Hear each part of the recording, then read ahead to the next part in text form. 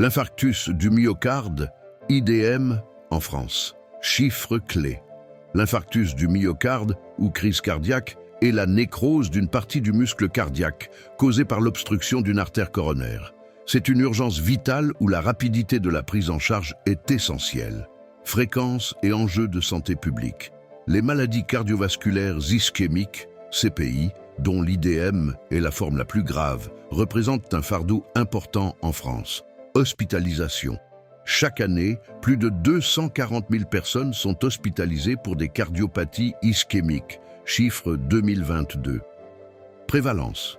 Près de 3 millions d'adultes en France, environ 5-6% de la population adulte, vivent avec une maladie coronarienne. Historique, avant 2010, on estimait qu'environ 100 000 à 120 000 personnes étaient atteintes d'IDM chaque année. Tendance alarmante. Santé publique.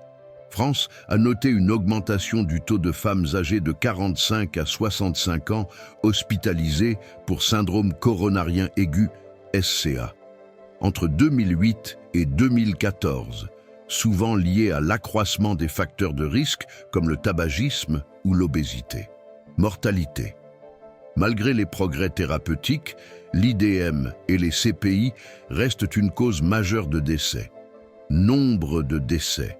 Les cardiopathies ischémiques sont responsables d'environ 30 000 à 31 391 décès par an, chiffre 2021-2022. Mortalité précoce.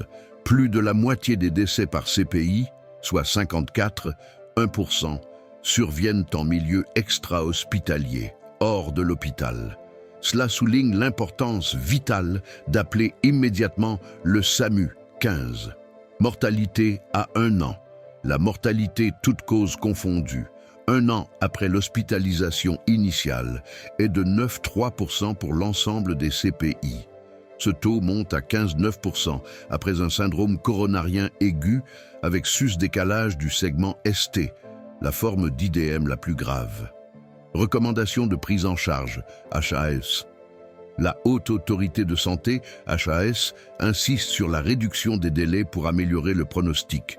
Réflexe crucial, la réduction de la mortalité est de 50% si le traitement est effectué dans la première heure. Objectif de reperfusion. Il est recommandé de ne pas dépasser un délai de 90 minutes entre le premier contact médical et le début de la désobstruction de l'artère par angioplastie ou fibrinolyse. La prise en charge optimale, y compris la prévention secondaire, médicaments et changements de mode de vie, est fondamentale pour prévenir les récidives.